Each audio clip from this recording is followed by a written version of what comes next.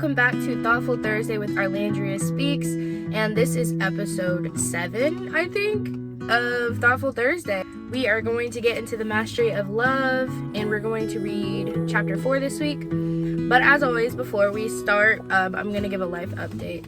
So this past week was really busy after I got out of my rut, and there were a lot of changes this week for me, and to say the least, it was difficult. It was definitely difficult, but I think the biggest lesson about change is that it will always be constant, and if you don't accept that, you're going to struggle and have a difficult time. Things have definitely switched up within the past week, and things are always progressing and changing. And my roomie, basically the person that I room with, he left and he went to Florida to make sure everything's good with him and his mental health and to further his career and all of that. But shout out to Cody if you're watching this. But it made me really sad, like, to see him go, because he's been such a great support for me since he's been here. And it's definitely a change having my own room, and it's also just weird, like, not having that support anymore, just from a distance. It's weird. And I have started to come up with a few ideas. I wanted to bring this up really quick. There are a lot of plans that I have within this year and next year that I really want to keep pushing out words for you. And thank you so much, by the way, for 200 subscribers. I'm at 225, and it is only March 7th. I'm recording this on Tuesday. Thank you so much for you guys, whoever's watching me. I really appreciate it. But the thing that I wanted to talk about was limiting beliefs, because there are certain things that I plan that sometimes I can't really wrap my head around.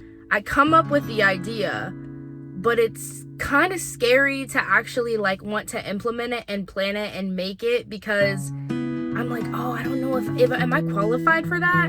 Can I do that? Like, is that something that I feel like I can handle?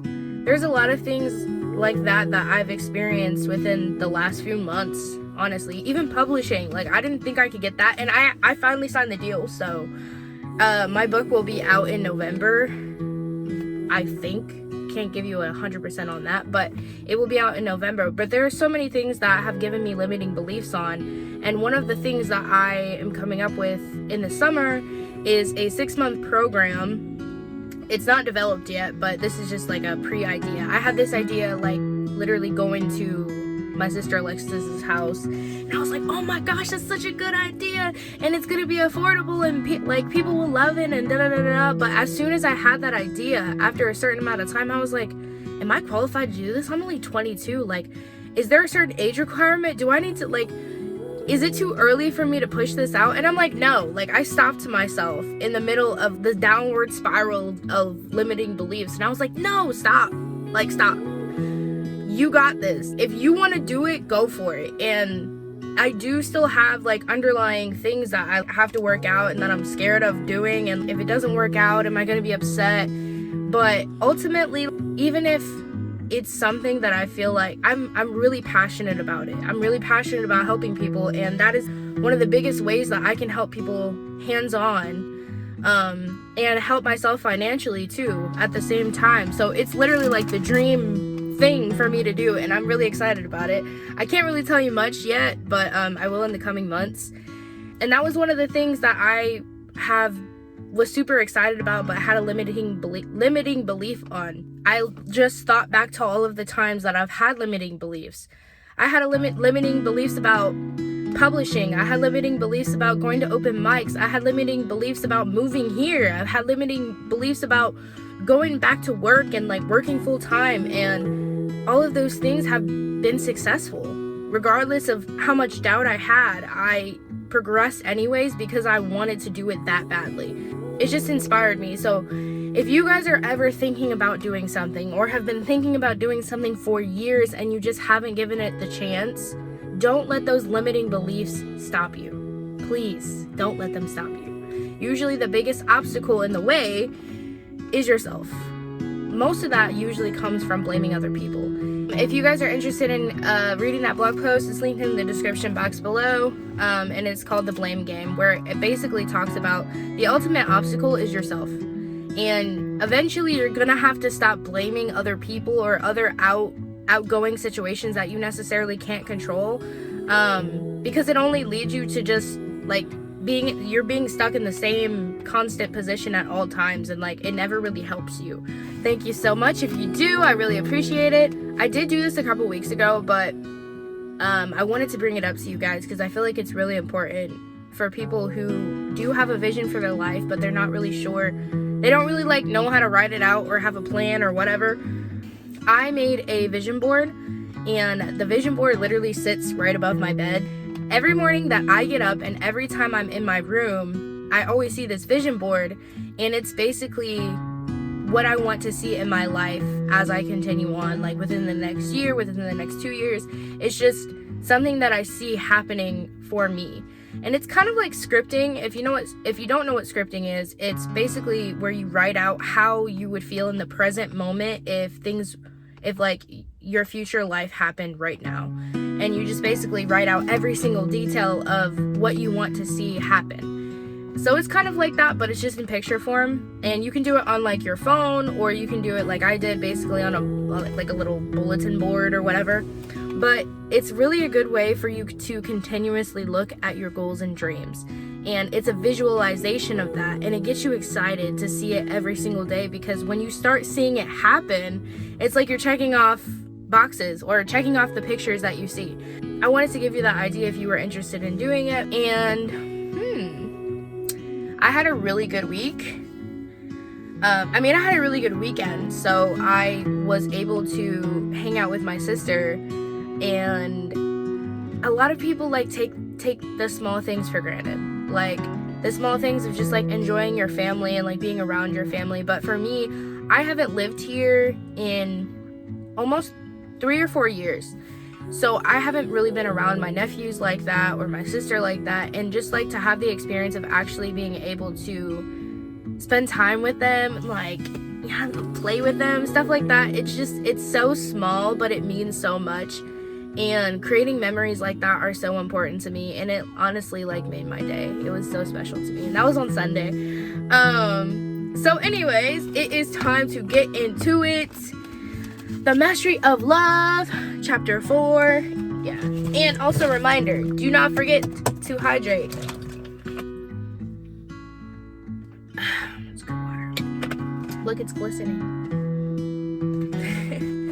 Alright. It is called The Track of Love, The Track of Fear. You live in a fantasy where everything you know about yourself is only true for you.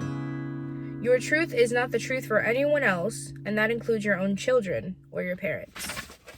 Every human being has a personal dream of life, and that dream is completely different from anyone else's dream. We dream according to all the beliefs that we have, and we modify our dream according to the way we judge, according to the way we are victimized. In a relationship, we can pretend to be the same, to think the same, to feel the same, to dream the same, but there is no way that can happen. That is why we need to accept the differences that exist between two dreamers. We need to respect each other's dream. According to the way the two people dream, they create the direction of that dream we call relationship. Every relationship we have with mom, dad, brothers, sisters, and friends is unique because we all dream a small dream together. Just as your body is made by cells, your dreams are made by emotions. There are two main sources of those emotions. One is fear, and all the emotions that come from fear, and the other is love, and all the emotions that come from love. But the one that predominates in everyday people is fear. We can say that the normal kind of relationship in this world is 95% based on fear and 5% on love. Let's look at some of the characteristics of love and fear. Love has no obligations. Fear is full of obligations. In the track of fear, whatever we do is because we have to do it. And we expect other people to do something because they have to do it. We have the obligation, and as soon as we have to, we resist it. The more resistance we have, the more we suffer. Sooner or later, we try to escape our obligations. On the other hand, love has no resistance. Whatever we do is because we want to do it. It becomes a pleasure. It's like a game, and we have fun with it.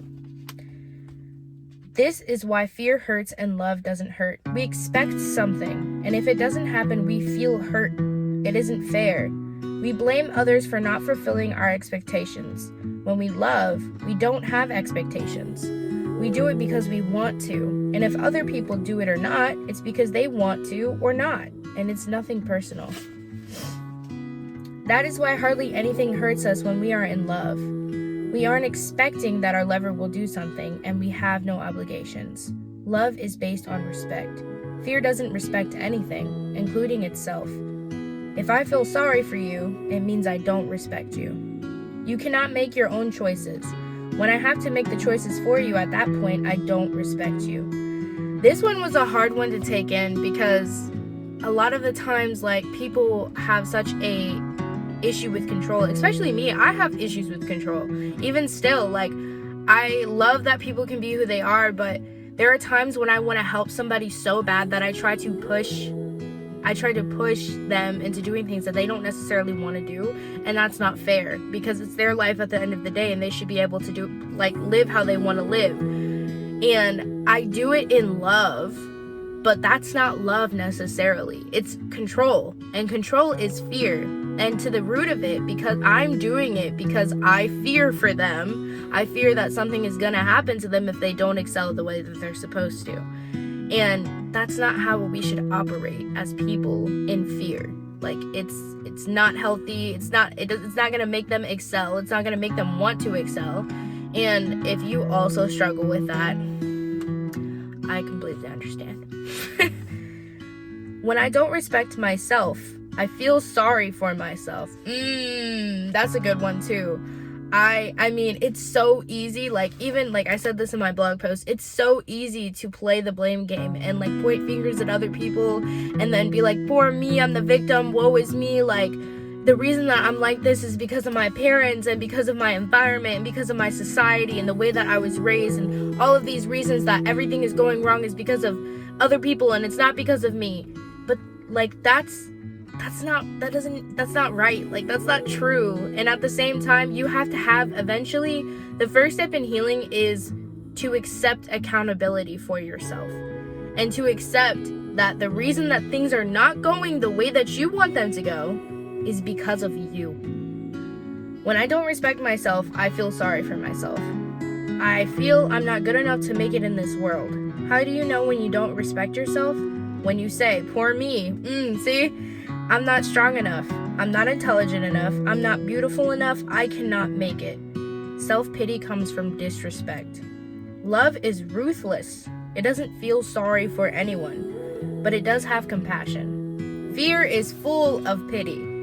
It feels sorry for everyone. You feel sorry for me when you don't respect me, when you don't think I am strong enough to make it. On the other hand, love respects. I love you. I know you can make it. I know you are strong enough, intelligent enough, good enough that you can make your own choices. I don't have to make the choices for you. You can make it. If you fall, I can give you my hand. I can help you to stand up. I can say, you can do it. Go ahead. That is compassion. But it is not the same as feeling sorry. I feel like this was such a hard lesson for me to learn, especially, even now, I still struggle with it. Like it says, you can push somebody, but you can only push them so much to what they want. Like, you can hold people accountable, like, yeah, but you can't force them to be something that they're not, or force them to do something that they don't want to necessarily do, even if you think it's better for them, because that's you saying that they're not good enough to make their own choices. Love is completely responsible. Fear avoids responsibility, but this doesn't mean that it's not responsible. Trying to avoid responsibility is one of the biggest mistakes we make. Because every action has a consequence. Everything we think, everything we do has a consequence. If we make a choice, we have an outcome or a reaction. If we don't make a choice, we have an outcome or a reaction. We are going to experience the consequence of our actions in one way or another. I was listening to this audiobook the other day, and it was like basically saying, even if you don't make a choice, you're making a choice. Because you're making the choice not to make a choice. People don't, I'm very indecisive, and I hate making choices and, coming up with, having to decide something. I guess it's just, something in me that makes me do that. But ultimately, you have to make a choice to be responsible for yourself. Love is always kind. Fear is always unkind. With fear, we are full of obligations, full of expectations. Anger is nothing but fear with a mask. I know a lot of y'all needed to hear that. Anger is nothing but fear with a mask. Sadness is fear with a mask. Jealousy is fear with a mask. With all those emotions that come from fear and create suffering, we can only pretend to be kind. We are not kind because we don't feel good. We are not happy. Love is unconditional. Fear is full of conditions. In the track of fear, I love you if you let me control you, if you are good to me, if you fit the image I make for you. I create an image of the way you should be, and because you are not and will never be the image, I judge you because of that. And find you guilty. Many times I feel ashamed of you because you are not what I want you to be. How many times have you or have you seen someone, or have you yourself literally forced somebody to try and be somebody that they're not and tried to control them? And if they didn't do what you wanted them to do, you got upset with them. Because I'm guilty of it too. I've done it so many times. Having that expectation of like expecting somebody to do something just because you want them to is gonna hurt you every time. Because that's not you operating in love. That's you operating in fear, and you operating in I want to control this person and make sure that they do exactly what I want them to do, and it never works that way. Because the only thing that you can ultimately control is yourself. I needed to hear this section. This section is for me. Many times I even feel ashamed of you because you are not what I want you to be. If you don't fit that image I create, you embarrass me. You annoy me. I have no patience at all with you. I am just pretending kindness. In the track of love, there is no if. There are no conditions. I love you for no reason, with no justification. I love you the way you are, and you are free to be the way you are. If I don't like the way you are, then I'd better be with someone who is the way I like her to be.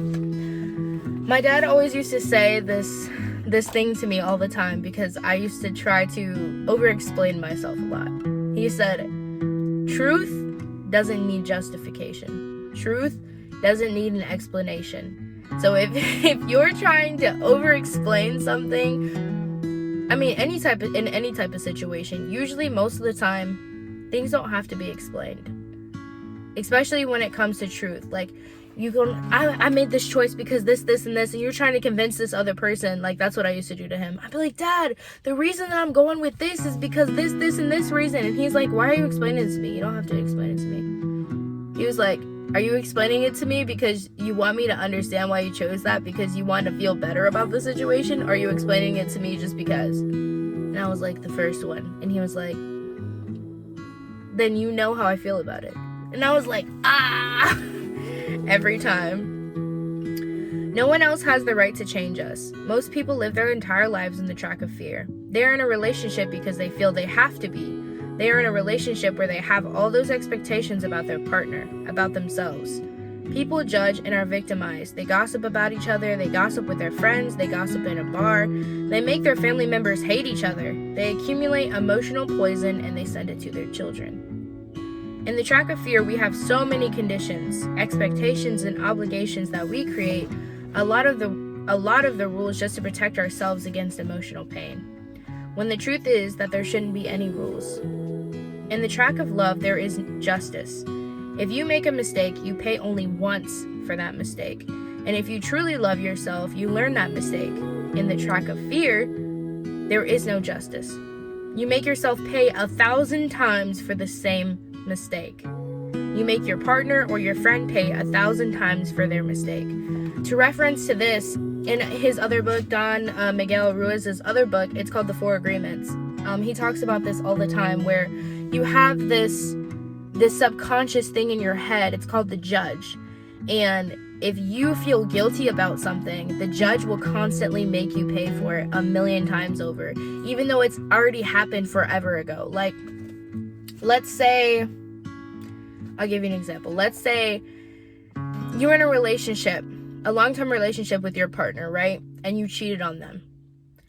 And you hated yourself for that reason. And your partner your partner was mad at you for that reason and hated you for it, but you ended up working it out with that partner, and they ended up forgiving you. You ended up forgiving yourself for doing what you did, and you move on. And then like 5 years later down the road, you get in a really big argument with your partner, right? And you haven't done anything since, but your partner brings it up, and that's why you cheated on me, and you cheated on me, and this is this and that, and you cheat, like, and they just continuously bring it up because of that resentment. That is what I mean by, like, you are constantly paying for the same mistake that you made over and over and over again, even though you already learned it. That's based off fear, and we do that to ourselves all the time. Another example we could say would be, for me, like, I have always been overweight, or at least I've been overweight for my age. Even when I was younger, I was small. I was a lot smaller, like,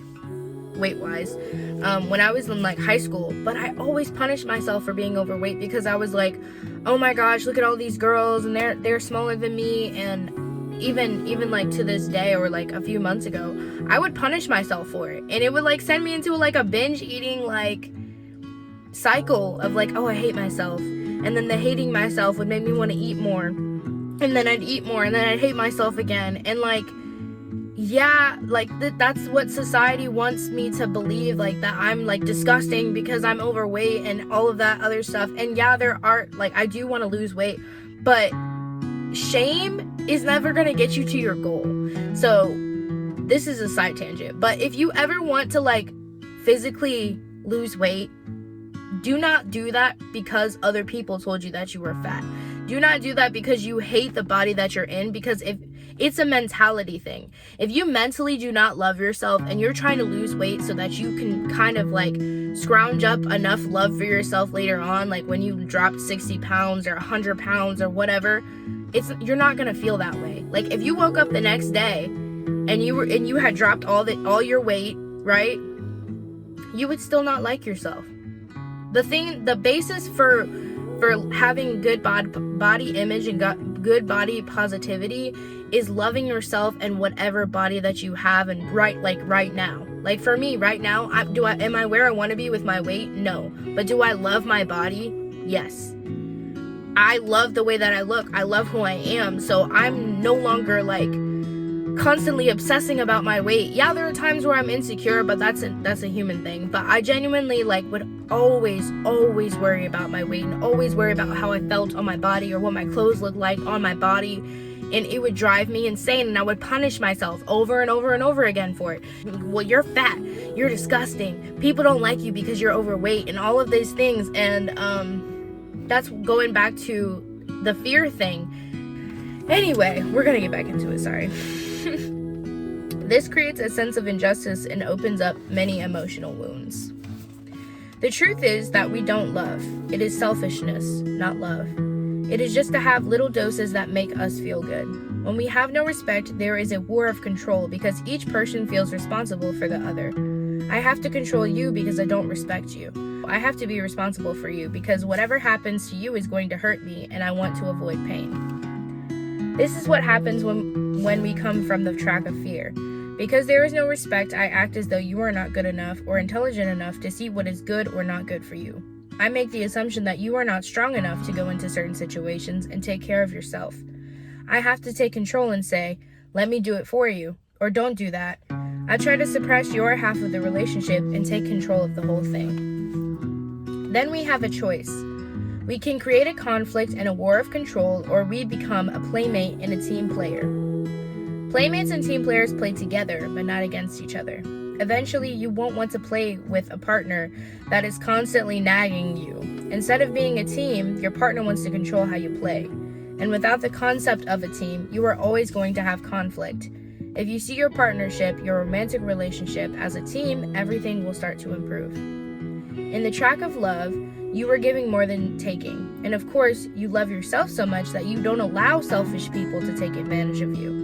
You are not going for revenge, but you are clear in your communication. I don't need to hear you cursing all the time. It's not that I am better than you, it's because I love beauty. It's not that I am selfish, I just don't need a big victim near me. It doesn't mean that I don't love you, but I cannot take responsibility for your dream. If you're in a relationship with me, it will also be hard for you for your parasite, because I will not react to your garbage at all. This is not selfishness. This is self-love. Selfishness, control, and fear will break almost any relationship. Generosity, freedom, and love will create the most beautiful relationship, an ongoing romance. I love this part of the section of the book because it talks about how having clear boundaries and saying, like, because I'm clear in my communication and I love you so much that I'm willing to take accountability for myself, and you have to take accountability for yours. And having that boundary set is in love. It's not in selfishness. A lot of people confuse being selfish with like wanting to be accountable for yourself and not other people, but that is a huge part of like just becoming who you are and having boundaries set in place to protect yourself. And that's not selfish at all. I know a lot of people confuse, especially me. Like, I used to be super people pleasy, and I had to do and I couldn't say no to people, and it was hard for me too because I didn't want to hurt their feelings, but I didn't realize how much it was affecting me. And a huge part of that is like, you know what you can handle and what you can take. And yes, of course, I want to help people. I want to do this. I want to do that. But there's a certain point where you have to have a limit. And treat yourself with the respect that you need in order to give yourself time and space. And that comes with boundaries. To master a relationship is all about you. The first step is to become aware, to know that everyone dreams his own dream. If you know that you are only responsible for half of the relationship, you can easily control your half. It is not up to us to control the other half. If we respect, we know that our partner or friend or son or mother is completely responsible for his or her own half. If you know what is love and what is fear, you become aware of the way you communicate your dream to others. The quality of your communication depends upon the choices you make in each moment. If you catch yourself in the track of fear, just by having that awareness, you can shift your attention into the track of love. I do this all the time. There are a lot of times where I'll catch myself making a mistake, or I'll catch it later on, a couple of days later, and I'll have to like journal about it and then go back and apologize about something that I did that I messed up on. And it happens to the best of us, but trying your hardest and being self-aware and keeping that track of love in the back of your head at all times is a huge way to make sure you're communicating accurately with all of your relationships.